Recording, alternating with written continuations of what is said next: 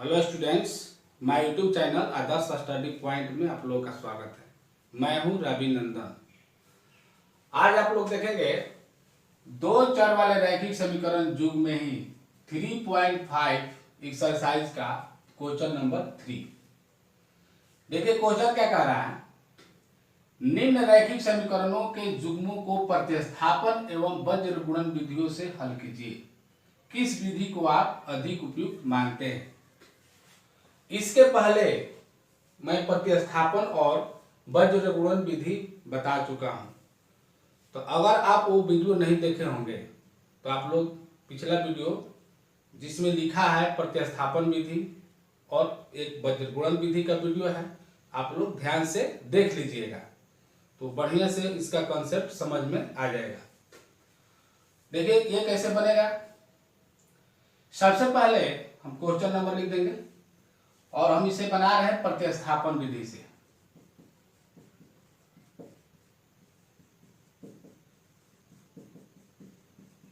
ठीक है, ये दोनों विधि से बनाना है इसलिए लिखना पड़ रहा है प्रतिस्थापन विधि। 8x + 5y = 9 समीकरण 1। 3x + 2y = 4 समीकरण 2। अब इसे प्रतिस्थापन विधि से क्या किया जाता है, प्रतिस्थापित किया जाता है। तो किसी एक समीकरण से हम समीकरण 3 ले लेते हैं। तो मान लीजिए हम समीकरण 2 से ही लेते हैं, तो 2y = 4 हो जाएगा। यहां पर देखिए 2y = 4 और 3x को उधर भेजेंगे तो ये हो जाएगा -3x। और यहां पर देखिए y बराबर क्या हो जाएगा, 4 - 3x। अब बाटा हो जाएगा 2, क्योंकि इधर गुना उधर आके भागा हो जाएगा। ये समीकरण हो जाएगा 3।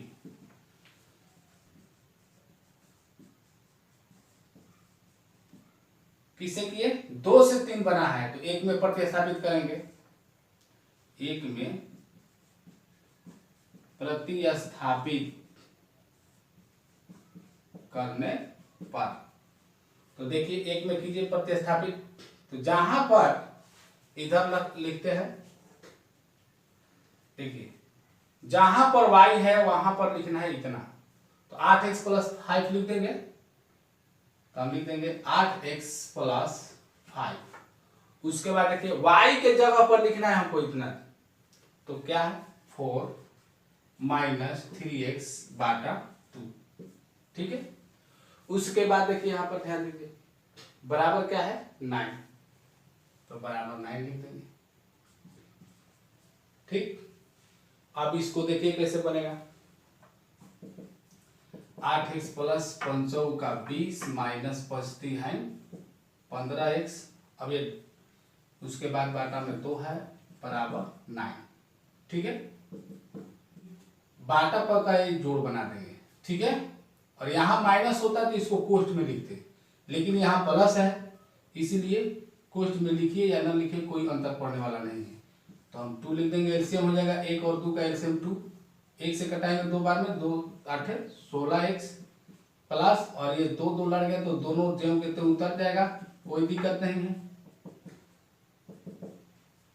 16 में से ये घट जाएगा 15 तो क्या हो जाएगा x, 1 बच जाएगा तो 1 लिखा नहीं जाता है, प्लस 20 / 2 = 9। अब यहां पर तिर्यक गुणा कर देंगे। ठीक है, तो क्या हो जाएगा x + 20 = 9 दूनी 18। ठीक है, तो x बराबर हो जाएगा 18, 20 उधर जाएगा तो -20 हो जाएगा बराबर -2। तो यहां पर x बराबर -2 आ गया। अब x का मान समीकरण 3 में रखेंगे। 3 में रखने पर देखिए ध्यान दीजिए y बराबर है 4 - 3। अब 4 - 3, 3 के बाद x है, x के जगह पर हम क्या रखेंगे -2, तो हम लिख देंगे गुना -2।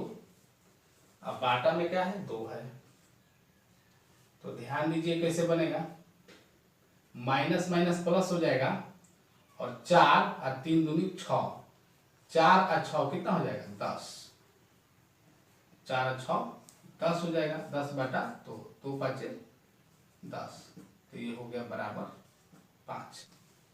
इसलिए x बराबर -2 और y बराबर 5। एक बात मैं आप लोगों को बता देना चाहता हूं कि अगर सिर्फ आंसर लिखना हो तो अगला पेज पर नहीं जाना चाहिए, क्योंकि साइन करने वाले जो कॉपी जांच करते हैं वो सोचते हैं कि इतना ही बनाकर छोड़ दिया है, वो आगे नहीं देख पाते हैं, बाद में देखते हैं तो अगर नंबर वो काट कर दे देंगे, मान लीजिए 5 नंबर का है और यदि 4 नंबर दे देते हैं तो फिर वो 5 करेंगे नहीं।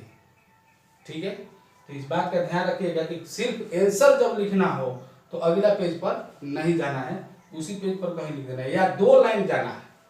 अगर मान लीजिए कि आपको अगला पेज पे जाना है तो इसको भी लिख देते हैं अगला पेज पे और इसको भी लिख देते। ओके, अब ये प्रतिस्थापन विधि से बन गया। अब आप इसे वज्र गुणन विधि से देखिए किस प्रकार से बनेगा। ठीक है,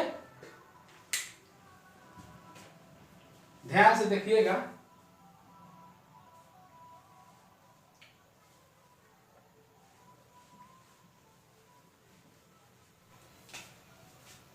इसको इस प्रकार से समीकरण करेंगे, यहां पर ध्यान दीजिए, जो प्लस बराबर उस पर है 9 तो उसको इस पर लाएंगे, बराबर 0 हो जाएगा, ये -4 हो जाएगा और बराबर हो जाएगा 0।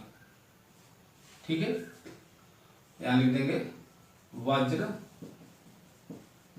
गुणन विधि से।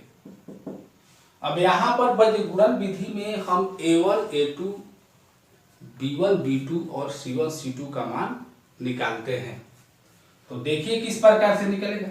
यहां पर A1 बराबर हो जाएगा 8, A2 बराबर हो जाएगा 3, B1 बराबर 5, B2 बराबर क्या हो जाएगा 2, C1 बराबर देखिए कितना है -9, तो C2 बराबर क्या हो जाएगा -4। इतना लिख दिए। उसके बाद मैं आप लोगों को यहां पर फॉर्मूला बता देता हूं, ध्यान दीजिएगा। जैसे वो कैंचिया फॉर्मूला है, तो देखिए इस प्रकार से फॉर्मूला आपको याद करना है। डायरेक्ट इस पर चढ़ा देना। देखिए ऐसे B1 C2 होता है तो उस प्रकार से नहीं करना है। देखिए यहां पर क्या है, B1 से स्टार्ट होता है, यहाँ पर B1 से, तो यहाँ पर हम मान लिख देंगे B1 B2, B के बाद C होता है तो C1 C2, A1 A2 और फिर A के बाद हो जाएगा B1 B2। तो जो मान है उसको इस पर रख सकते हैं। तो B1 का मान कितना है 5, इस पर मान रख देंगे तो आराम से आप बना सकते हैं 5। फिर B2 का मान कितना है 2, फिर यहाँ पर देखिए -9 -4, फिर 8 3, फिर हो जाएगा 5 2, क्योंकि लास्ट में B1 B2 ही लिखना है, और इसके ऊपर x, इसके ऊपर y, इसके ऊपर 1। तो अब देखिए फॉर्मूला क्या हो जाएगा, इसीलिए करके लिख दिए x बाटा देखिए यहां से स्टार्ट करते हैं 5 से, 5 गुना -4, ठीक है, -2 गुना हो जाएगा -9 बराबर, फिर y बाटा, ध्यान दीजिए, फिर 9 लास्ट है, -9 गुना 3, यहां पर -9 से 3, ठीक है, माइनस, फिर यहां से स्टार्ट कीजिए, -4 गुना 8 बराबर 1 बाटा, देखिए 8 लास्ट हुआ, 8 गुना 2 -3 गुना 5 हो गया। अब देखिए अब इसको आराम से सावधानी से लिखेंगे, x बाटा 5 चौका 20 -20 माइनस माइनस प्लस 18 बराबर y बाटा 9 तिया 27 माइनस माइनस प्लस प्लस 8 चौका 32 बराबर 1 बाटा 16 माइनस 15। देख लीजिए, ध्यान दीजिए, x बाटा हो जाएगा यहाँ पर -2 हो जाएगा, देखिए बराबर y बटा हो जाएगा 32 में से ये घट जाएगा तो हो जाएगा 5, ठीक है, +5 बराबर 1 बटा 1।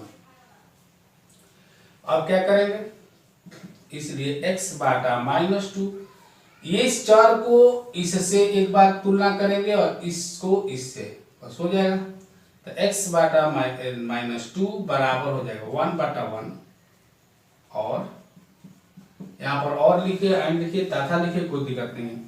उसके बाद लिखने को y बटा 5 बराबर 1 बटा 1, फिर तीसरा गुना कर दीजिए, तो क्या हो जाएगा, इसलिए x बराबर -2 हो जाएगा और y बराबर क्या हो जाएगा 5। आप लोग समझ रहे हैं, यही देखिए आया था, तो ये हो जाएगा आंसर। अब मैं आप लोगों को बता देता हूं कि अब देखिए कौन सा विधि आपको अच्छा लगा, कौन सा उपयुक्त हुआ। तो ऐसे तो अगर आपको ये फॉर्मूला याद है तो इस विधि को आप अच्छी तरह से बना सकते हैं, कोई दिक्कत नहीं है। तो आपके हिसाब से क्या होगा मैं तो नहीं बता सकता, लेकिन मेरे हिसाब से तो दोनों ठीक है, लेकिन इसमें इस मैथ के हिसाब से आप लिख सकते हैं, इसमें वज्र गुणन विधि अधिक उपयुक्त है, इस मैथ के अनुसार हो जाएगा, ठीक है। तो आगे क्वेश्चन देखते हैं, देख लीजिएगा इसको ध्यान से। चौथा क्वेश्चन देखिए, चौथा का पहला, इसमें 5 क्वेश्चन है, रोमन अंक में दिया हुआ है। इसका पहला क्वेश्चन देखिए, ध्यान दीजिए। एक छात्रावास के मासिक व्यय का एक भाग नियत है, जो छात्रावास में लड़के रहते हैं उसमें एक भाग जो है नियत है। शेष इस पर निर्भर करता है कि छात्र ने कितने दिन भोजन लिया है। उसमें जैसे कि मान लीजिए कोई भाड़ा है जो नियत है और बाकी जो है दिन के हिसाब से है, तो जितना दिन वो उसमें रहेगा छात्रावास में यानी कि हॉस्टल में, तो उस पर उस हिसाब से उसका भाड़ा लगेगा और नियत किराया उसको देना ही है, ठीक है। तो फिर यहां पर ध्यान दीजिए, छात्र ने कितने दिन भोजन लिया है। जब एक विद्यार्थी ए को जो 20 दिन भोजन करता है, 1000 रुपया छात्रावास के व्यय के लिए अदा करने पड़ते हैं, जबकि एक विद्यार्थी बी को जो 26 दिन भोजन करता है छात्रावास के व्यय के लिए 1080 रुपया अदा करने पड़ते हैं। तो नियत व्यय और प्रतिदिन के भोजन का मूल्य ज्ञात कीजिए। मैं आप लोगों को याद दिला देता हूं कि एक क्वेश्चन जो एक्सरसाइज 3.3 में एक क्वेश्चन है टैक्सी का किराया वाला, जिसमें नियत भाड़ा और प्रतिदिन किलोमीटर का भाड़ा निकालना पड़ता है। तो बिल्कुल उसी प्रकार से इसका समीकरण बन जाएगा। तो सबसे पहले हम मान लेंगे, माना कि नियत व्यय 100 रुपया तथा प्रतिदिन भोजन का व्यय लिखे या मूल्य लिखिए y रुपया है, इसलिए प्रश्न से नियत भाड़ा तो उसको जोड़ाएगा है, तो नियत भाड़ा जोड़ा जाएगा, तो ये नियत भाड़ा जोड़ दिए और बाकी जो प्रतिदिन का मूल्य है y जो है 20 में गुना हो जाएगा, यानी कि 20 दिन के लिए 1000 रुपया लगा है, तो ये हो जाएगा 20y, अब बराबर हो जाएगा 1000। ये समीकरण 1 हो गया। और इस प्रकार से हो जाएगा x प्लस कितना दिन 26 दिन, और ये हो जाएगा 1080, समीकरण 2। इसमें कह रहा है कि निम्न संख्या को रैखिक समीकरणों के युग्म बनाइए और उनके हल किसी बीजगणितीय विधि से ज्ञात कीजिए। तो इसका हम किसी भी बीजगणितीय विधि से ज्ञात कर सकते हैं। तो इसमें लिखने की आवश्यकता नहीं है कि किस विधि से बना रहे हैं, किसी से बना लीजिए। हम जैसे मान लीजिए विलोपन विधि से बना लीजिए, किसी विधि से बना लेना है, इसमें ये निश्चित नहीं किया है। तो देखिए इसमें x x है तो इसीलिए विलोपन विधि का प्रयोग किया। तो हम लिखेंगे समीकरण 2 में से एक को घटाने पर, ठीक है। अब यहां पर ध्यान दीजिए, समीकरण 2 में ज्यादा है इसीलिए समीकरण 2 में से एक को घटाया है। ऐसे एक में से भी 2 घटाइएगा तो थोड़ा माइनस में हो जाएगा, माइनस माइनस फिर प्लस करना पड़ेगा, तो इसलिए ऐसा किया। तो हम क्या लिखेंगे, x प्लस 26y बराबर 1180, ये हो जाएगा x प्लस 20y बराबर 1000। माइनस माइनस माइनस घटाने पर चिन्ह चेंज होता है। ये देखिए 6y बराबर हो जाएगा 180, तो y बराबर हो जाएगा 180 बटा 6, 36 18, यानी कि 30 रुपया। उसका प्रतिदिन का जो भोजन का हिसाब किताब है वो 30 रुपया का है। अब y का मान समीकरण 1 में रखने पर 1 में रखें तो x प्लस 20 गुना 30 बराबर हो जाएगा 1000। यहां पर ध्यान दीजिएगा 20 के बाद y का मान रखना है, तो ये हो जाएगा x प्लस 3 दूनी 600 और बराबर हो जाएगा 1000। x बराबर हो जाएगा 1000 और माइनस 600 बराबर 400, ठीक है। तो आप लिख सकते हैं, यहाँ पर माने भी है तो x बराबर y बराबर लिख सकते हैं, कोई दिक्कत नहीं। इसलिए x बराबर हो जाएगा 400 रुपया और y बराबर हो जाएगा 30 रुपया, और ये हो जाएगा आंसर। यहाँ पर ये हो गया नियत भाड़ा और ये प्रतिदिन का किराया। तो इसका आगे क्वेश्चन देख लीजिए ध्यान से इसको। चौथा का दूसरा क्वेश्चन देखते हैं। चौथा का दूसरा क्वेश्चन देखिए, एक भिन्न 1/3 हो जाती है जब उसके अंश से 1 घटाया जाता है, और वह 1/4 हो जाती है जब हर में 8 जोड़ दिया जाता है, वह भी ज्ञात कीजिए। ये मैट्रिक परीक्षाओं में इस प्रकार के क्वेश्चन पूछे जाते हैं। ये शायद 2013 में मैट्रिक में आया था। तो आप लोग इस पर ध्यान दीजिएगा। अगर हमारे YouTube चैनल पर नए हैं तो चैनल को सब्सक्राइब कीजिए, लाइक कीजिए और शेयर कीजिए, और कमेंट भी कीजिए अधिक से अधिक, ताकि हमें भी समझ में आए कि आप लोगों को अच्छा लग रहा है कि क्या लग रहा है।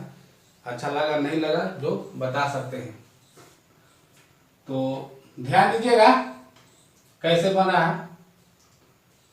इस प्रकार के क्वेश्चन पहले भी बना है, पिछले वीडियो में, पिछले एक्सरसाइजों में है। तो देखिए, इसलिए ज्यादा समझाने की इसमें आवश्यकता नहीं पड़ेगी।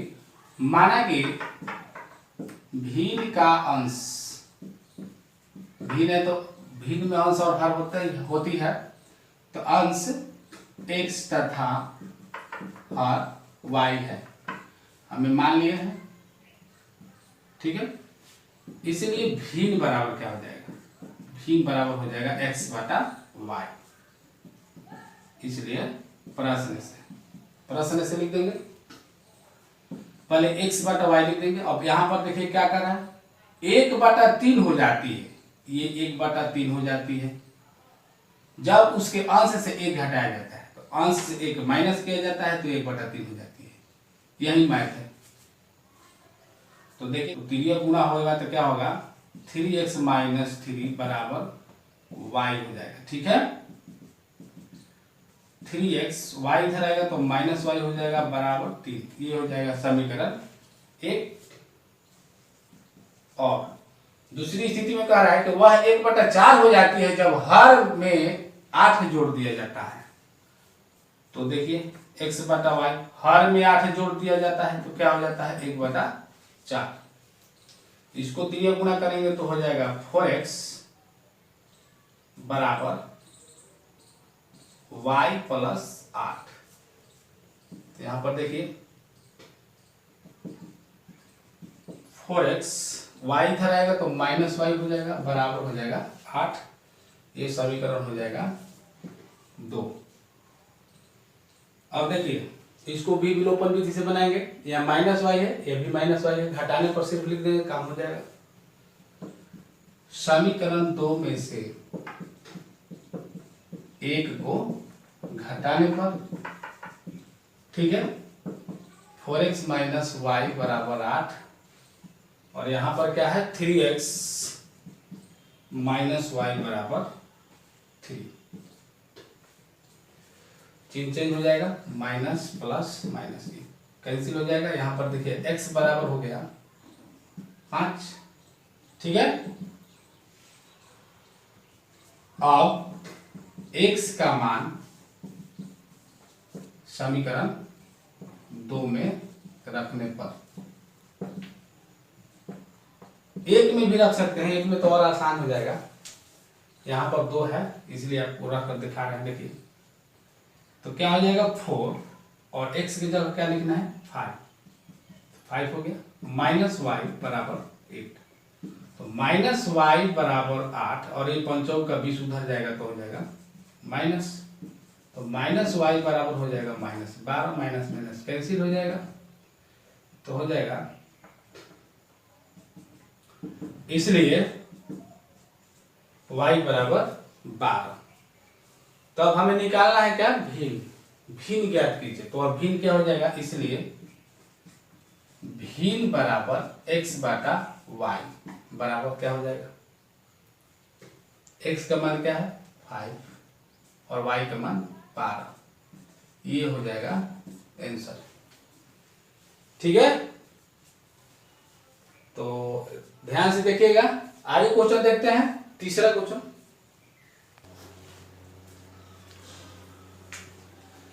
चौथा का तीसरा क्वेश्चन देखिए। यश ने एक टेस्ट में 40 अंक अर्जित किए जब उसे प्रत्येक सही उत्तर पर 3 अंक मिले तथा अशुद्ध उत्तर पर यानी कि गलत उत्तर पर 1 अंक की कटौती की गई। यदि सही उत्तर पर 4 अंक मिलते तथा अशुद्ध उत्तर पर 2 अंक कटते तो यश 50 अंक अर्जित करता है। तो बताना यह है कि टेस्ट में कितने प्रश्न थे। तो यहां पर सही उत्तर और गलत उत्तर का है। तो देखिए ध्यान दीजिए किस प्रकार से बनेगा। तीसरा क्वेश्चन है चौथा का।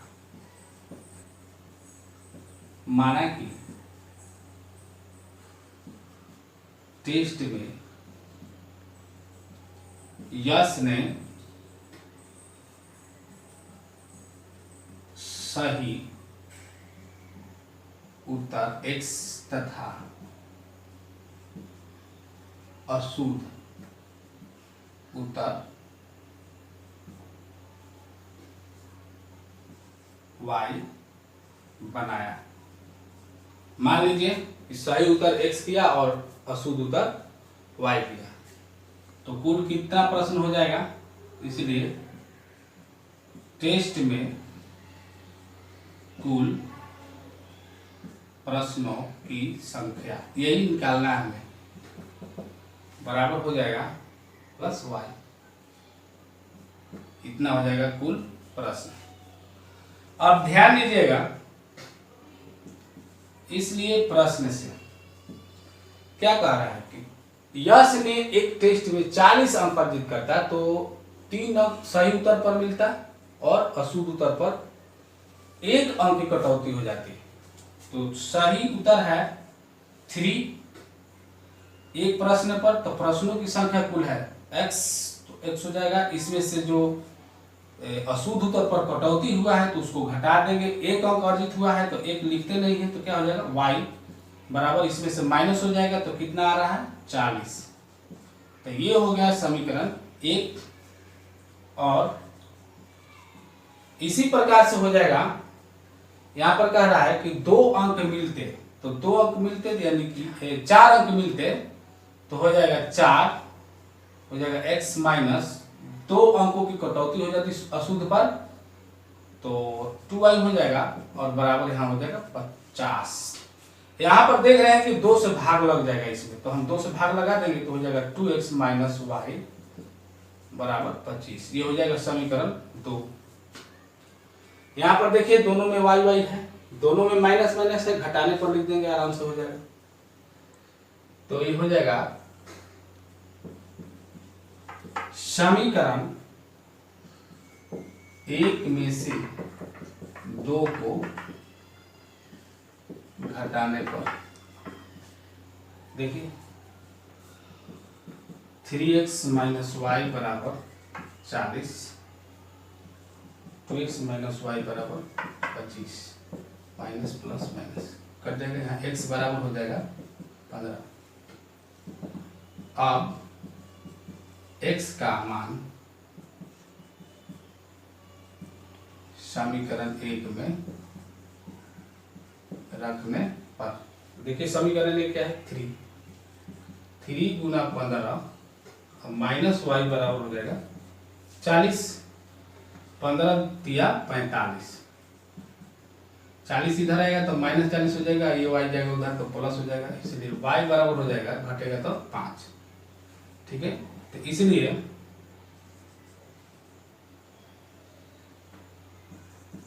टेस्ट में कुल प्रश्नों की संख्या x प्लस वाई, यानी कि x हमने सही उत्तर के लिए माना था, तो सही हो गया उत्तर 15 और 15 प्रश्न सही हुआ है और 5 जो प्रश्न है उसका गलत हुआ है, तो टोटल प्रश्नों की संख्या हो जाएगा 15 प्लस 5 यानी कि 20।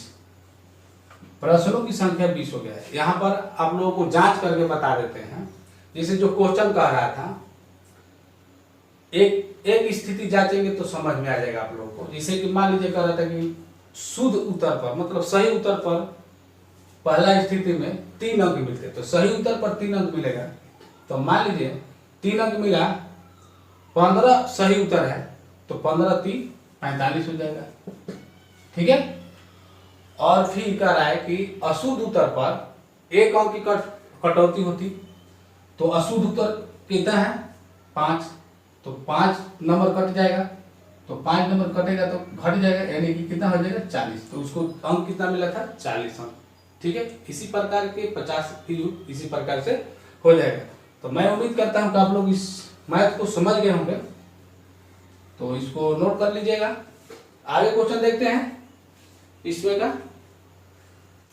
चौथा क्वेश्चन देखिए, चौथा का चौथा बहुत ही महत्वपूर्ण क्वेश्चन है, ध्यान दीजिएगा। एक राजमार्ग पर 2 स्थान ए और बी 100 किलोमीटर की दूरी पर है। जैसे मान लीजिए राजमार्ग हो गया, यहां से इसको मान लीजिए ये ए हो गया और ये बी, इसकी दूरी है 100 किलोमीटर यहां से लेकर यहां तक। ठीक है, तो फिर कह रहा है 100 किलोमीटर दूरी पर है, एक कार ए से तथा दूसरी कार बी से एक ही समय चलना प्रारंभ करती है। तो यहां से ए से एक कार चलना प्रारंभ करती है, मान लीजिए यहां से ऐसे चल रहा है और दूसरी कार यहां से चलना प्रारंभ करती है।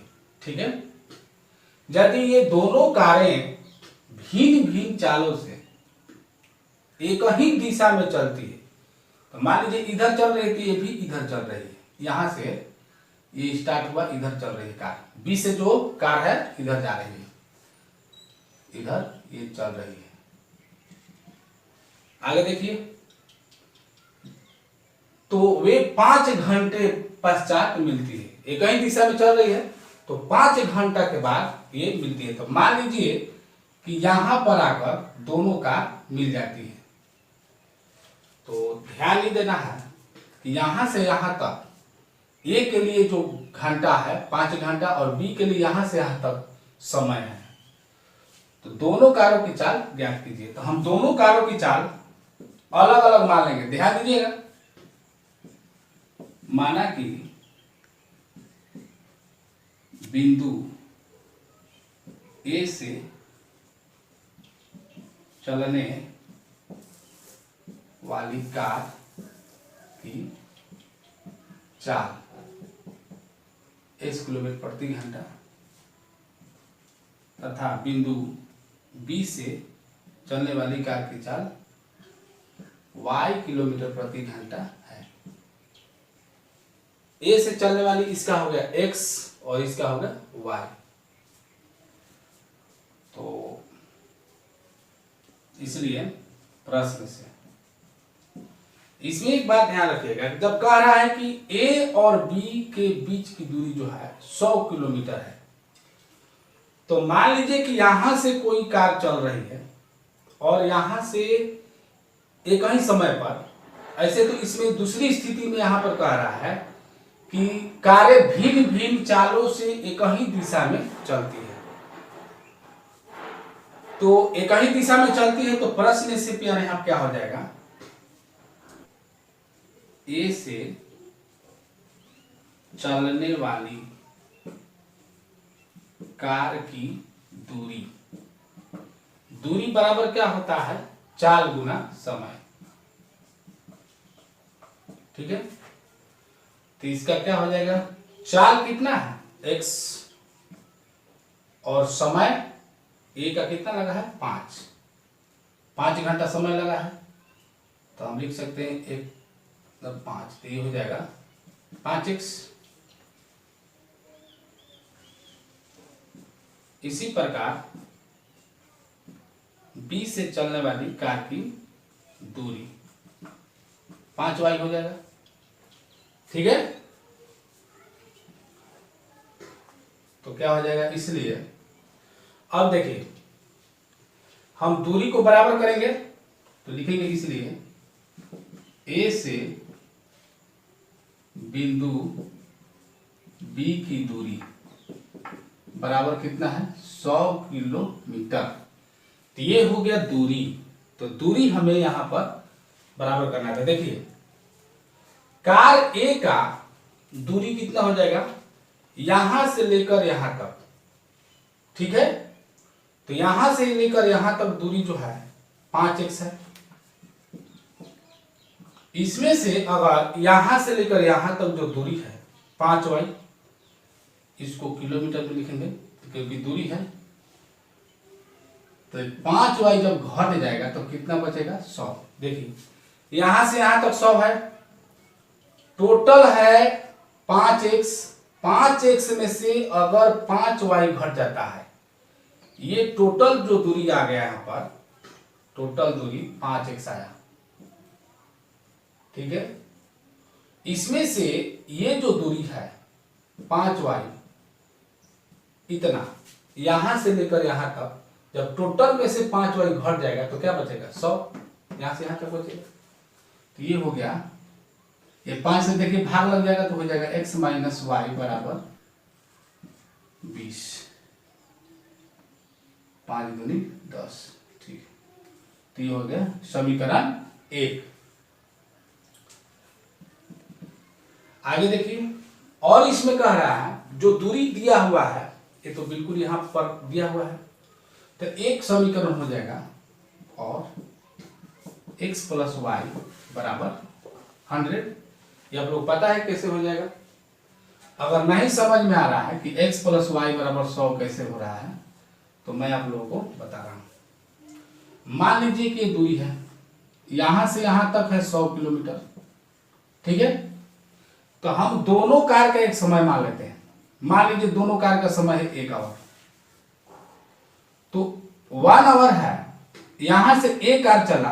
आप लोग को समझ में आना चाहिए कि जो एक कार है उसका चाल ज्यादा होगा, इसलिए यहां पर आते आते ये यहां से यहां तक 5 घंटे लगाया और यहां से यहां तक भी 5 घंटे लगाया।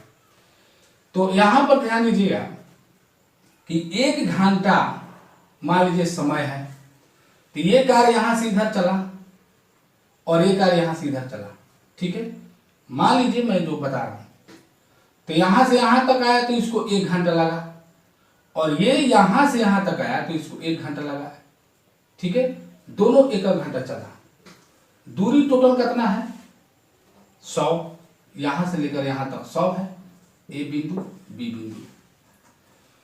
तो यहां पर जो चाल है इसका चाल कितना है, x। तो चाल बराबर, दूरी बराबर क्या होता है, चाल गुना समय। तो ये क्या हो जाएगा x, ये हो गया किलोमीटर, प्लस इसका चाल क्या है y, तो चाल गुना समय, y से गुना हो जाएगा, तो ये हो जाएगा y किलोमीटर।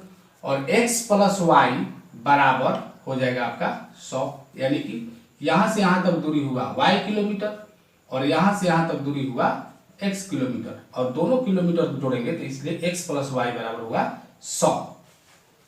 मैं उम्मीद करता हूं आप लोग ये समझ गए होंगे। आगे देखिए, अब इसमें तो कुछ करना नहीं है, माइनस है प्लस है, तो इसमें से दोनों को जोड़ देंगे। समीकरण 1 और 2 को जोड़ने पर x माइनस वाई बराबर 20, x प्लस वाई बराबर 100, ये कट जाएगा तो 2x बराबर हो जाएगा 120, इसलिए x बराबर 60। अब x का मान समीकरण 2 में रख दीजिए।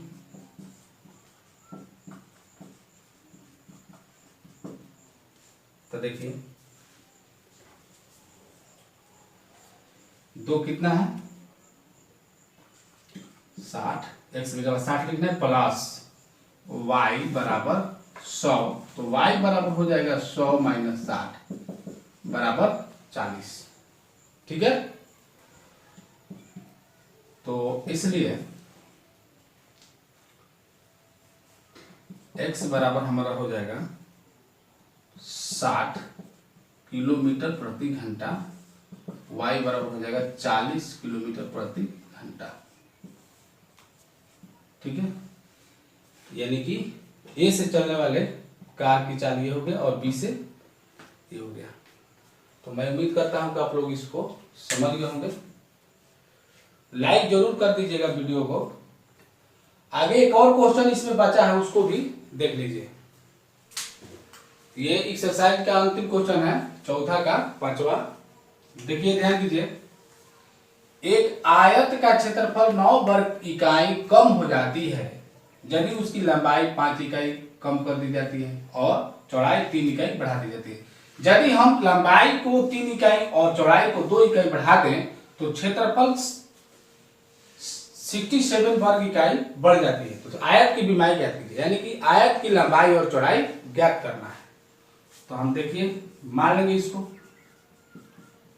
माना कि आयत की लंबाई x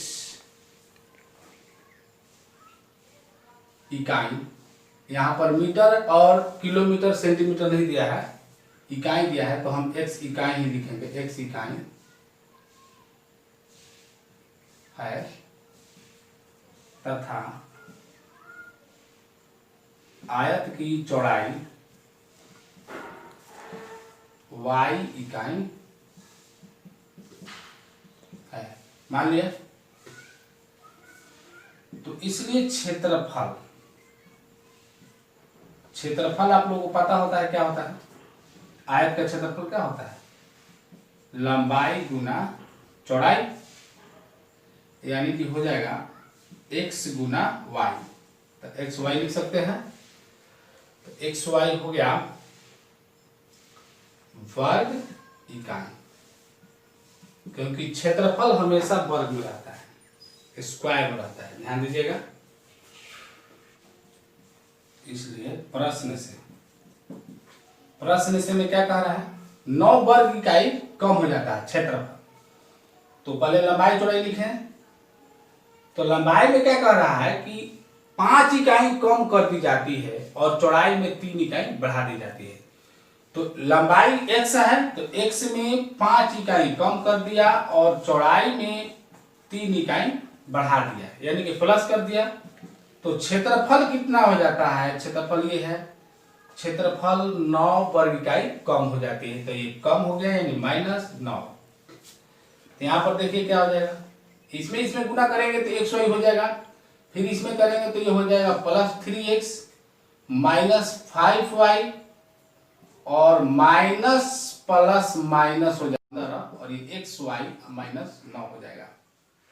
यहाँ पर देखिए ये प्लस में है और ये प्लस में है, और आर पार जब रहता है प्लस में या माइनस में, माइनस माइनस में रहेगा तो कट जाएगा, प्लस प्लस में रहेगा तो कट जाएगा, लेकिन कब, जब एक बराबर को उस पार हो एक इस पार हो, तो ये दोनों कैंसिल हो जाएगा। तो यहां पर देखिए 3x - 5y बराबर हो जाएगा -9 और 15 जब उधर जाएगा तो हो जाएगा +15, तो इसीलिए हो जाएगा 3x - 5y बराबर 9 6 15 होता है, 6 हो जाएगा, समीकरण 1। ठीक है, और इसी प्रकार से देखिए यहां पर यदि हम लंबाई को 3 इकाई और चौड़ाई को 2 इकाई बढ़ा दे, दोनों बढ़ाने के लिए कह रहा है, तो लंबाई को 3 और चौड़ाई को 2 बढ़ा दिया तो कितना हो गया, 67 वर्ग किलोमीटर बढ़ जाता है, यानी कि प्लस। तो यहां पर देखिए xy + 2x + 3y + 3 दूनी 6 बराबर xy + 67, ये कैंसिल हो गया। यहाँ पर देखिए 2x + 3y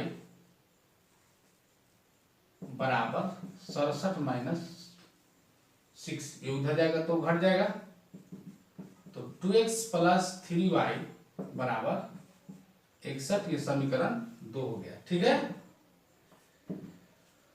अब यहां पर देखिए, यहां पर 3x है, 5y है, 2x है, 3y है, तो हम इसको बराबर कर देंगे। समीकरण 1 में विलोपन विधि से ही बनाएंगे। देखिए समीकरण 1 में क्या करेंगे, 2 से, तथा समीकरण 2 में 3 से गुणा कर घटाने पर। ठीक है, यहां पर देख लीजिए समीकरण 1 कौन है, ये है, इसमें क्या करना है, 2 से गुणा करना है, तो 2 3 6 -2 5 10y बराबर 2 6 12। ठीक है, उसके बाद इसमें देखिए 3 से करना है, 3 दूना 6 प्लस 3 का 9y बराबर 61 में 3 से कीजिएगा, 60 में 3 से कीजिएगा तो 100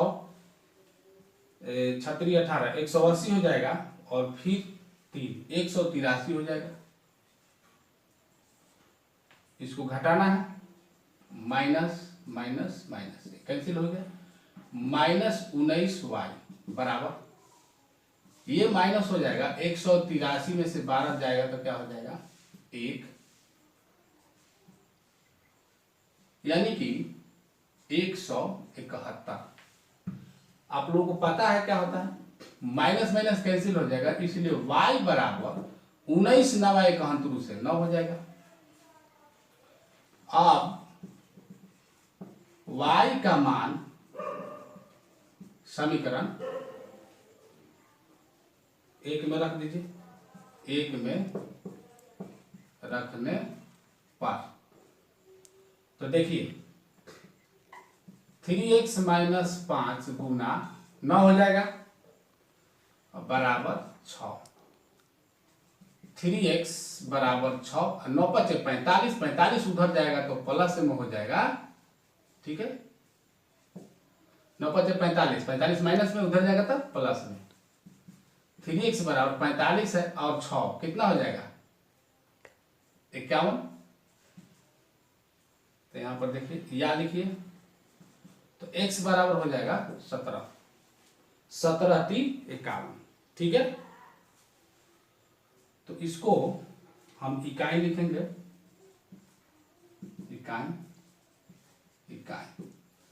तो क्या कर रहा था, आयत की विमाएं ज्ञात कीजिए, तो लंबाई इतना हो गया और चौड़ाई इतना हो गया, तो हम लिख सकते हैं इसलिए आयत की विमाएं बराबर 17 इकाई, ये लंबाई हो गया और चौड़ाई हो गया 9 इकाई, ये हो जाएगा आंसर। ठीक है, ओके। तो मैं उम्मीद करता हूं कि आप लोगों को ये वीडियो पसंद आया होगा, तो लाइक जरूर कीजिएगा। अब अगले वीडियो मिलेंगे, तब तक के लिए जय हिंद जय भारत।